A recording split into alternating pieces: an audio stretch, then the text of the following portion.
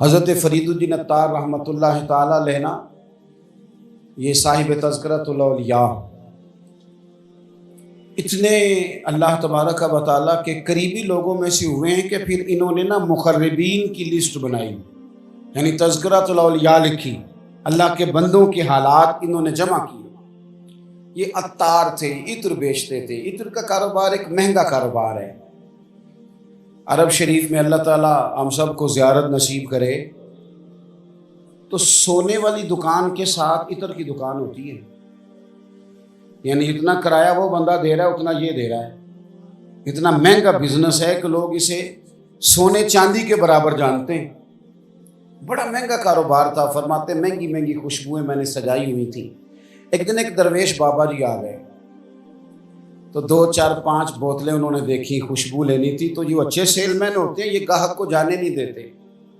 فرماتے ہیں میں نے بھی آگے بڑھ کے بابا جی سے کہا، جب انہوں نے دیکھ لی کافی چیزیں تو میں نے آگے بڑھ کے کہا کہ بزرگوں کیا چاہیے، مجھے حکم کریں میں دیتا ہوں۔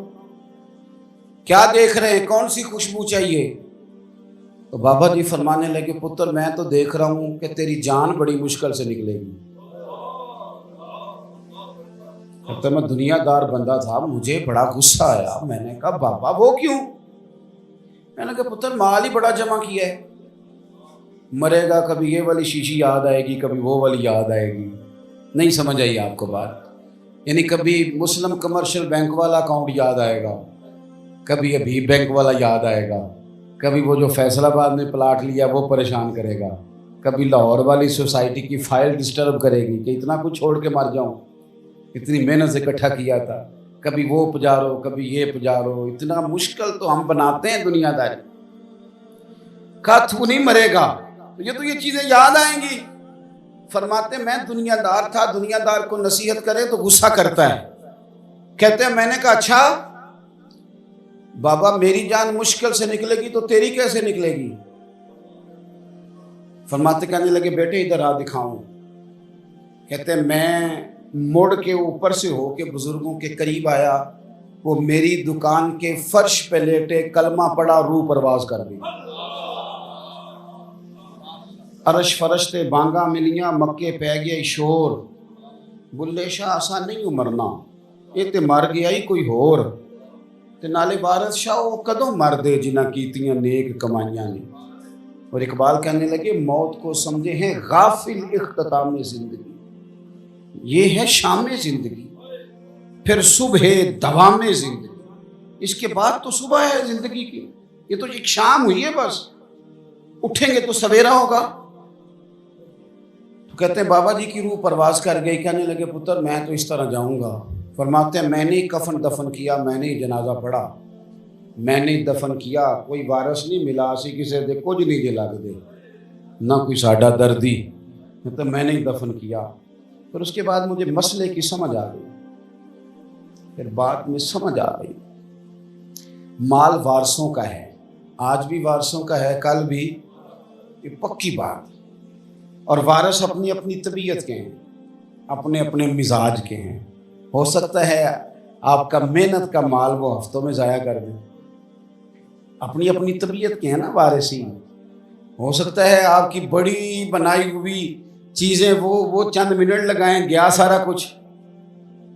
تو بہت سارے معاملات میں اگر ہماری توجہ ہو کہ ہم نے جانا ہے اور ڈائریکشن ٹھیک ہو تو پھر موت کا کوئی خوف، پھر تو تیاری ہے۔ حدیث بخاری دیکھیے گا، حضرت ابو ہریرہ رضی اللہ تعالیٰ عنہ بھی حدیث کے راوی ہیں، اور ایک مقام پہ اسی حدیث کو حضرت انس بن مالک رضی اللہ تعالیٰ عنہ نے بھی روایت کیا ہے۔ ایک خاتون حضور کی بارگاہ میں آئی اور عرض کی یا رسول اللہ صلی اللہ علیہ وسلم مجھے مرگی کا مرض ہے۔ یہ بڑا اعصابی مرض ہوتا ہے، جسمانی امراض بھی بڑے مشکل ہوتے ہیں، مرض تو اللہ معاف کرے کوئی بھی ٹھیک نہیں، لیکن یہ جو اعصابی مرض ہے نا، یہ ایک بہت بڑا مشکل مرحلہ ہے کہ آپ کا دماغ کنٹرول میں آ جائے۔ تو مرگی کا مرض بندے کو بے ہوش کر دیتا ہے، اعصاب کنٹرول کر لیتا ہے، جسم بھی قبضے میں آ جاتا ہے، اور پھر خاتون ہو تو ویسے ہی حوصلہ کم ہوتا ہے۔ عرض کرتی ہے حضور مجھے مرگی ہے، میں بڑی تکلیف میں ہوں، میرے لیے دعا کر دیں۔ تو حبیب پاک صلی اللہ علیہ وسلم سب کے لیے دعائیں فرماتے تھے، پر آج حضور نے ایک انوکھی بات ارشاد فرمائی۔ حضور فرمانے لگے اگر تو کہے تو دعا کر دیتا ہوں، اللہ شفا دے گا، اور اگر تو کرے صبر۔ اس کا معنی کیا ہے کہ مرگی کے ساتھ ہی گزارا کرے۔ نہیں سمجھ آ رہی بات کی؟ مرگی کے ہم مانتے نہیں، ویسے مرض جو آتا ہے نا وہ جاتا کم ہی ہے، گزارا اس کے ساتھ ہی کرنا پڑتا ہے۔ ہم پتہ کیا کرتے رہتے ہیں، ہم پریشان ہو جاتے ہیں، ٹینشن لے لیتے ہیں، لیکن اس کے ساتھ جینا نہیں سیکھتے۔ اپنی بیماریوں، آزمائشوں، پریشانیوں کے ساتھ جینا سیکھیں۔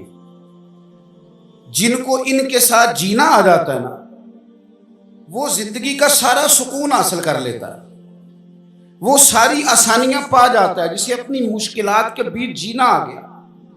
اور جب بیچارہ دل چھوڑ کے بیٹھ گیا، اوہو بس یہ آخری ٹینشن ہے، اس کے بعد مر جانا ہے، گیا کام سے۔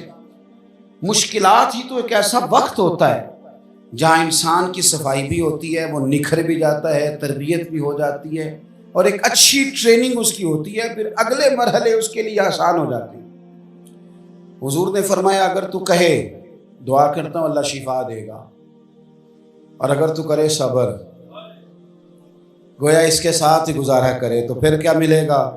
حضور فرمانے لگے رب حساب نہیں لے گا، بغیر حساب کے جنت عطا کرے گا۔ ہم سے ویسے پوچھا جائے تو ہمیں شفا ہی چاہیے، کیونکہ یؤمنون بالغیب کے جو معاملات ہیں نا، ان پر یقین رکھنا کامل لوگوں کا طریقہ ہے۔ کہا آپ بتائیں شفا کے جنت، تو صحابہ کہتے ہیں ایک منٹ نہیں لگایا بی بی نے سوچنے پہ، عقیدہ پختہ تھا نا، انہیں پتہ تھا کہ دراصل ہمارا فائدہ یہ ہے کہ ہماری آخرت ٹھیک ہو، بچ جائیں۔ فوراً وہ خاتون عرض کرنے لگی حضور گویا تھوڑی سی تو زندگی ہے، میں اس کے ساتھ ہی گزارا کر لوں گی، آپ دعا کر دیں رب مجھے جنت عطا کر، مجھے جنت کی ضرورت ہے۔ اس کے تو ساتھ بھی ٹائم تھوڑا وقت کتنا ہے، وقت کتنا ہے، بس آ گیا اٹھنا فریدہ ستیا، اب بس داڑھی آ گئی پور، اگا نیڑے آ گئے، پچھا رہ گئی دور، اٹھنا فریدہ ستیا، جھاڑو دے مسیت، تو ستیں رب جاگدا تیری ڈاڈے نال پریت، تے اٹھنا فریدہ ستیا، خلقت ویکھن جا، امتے کوئی مل جائی بخشیا تے تم ہی بخشیا جا، کچھ کر آگے بڑھ۔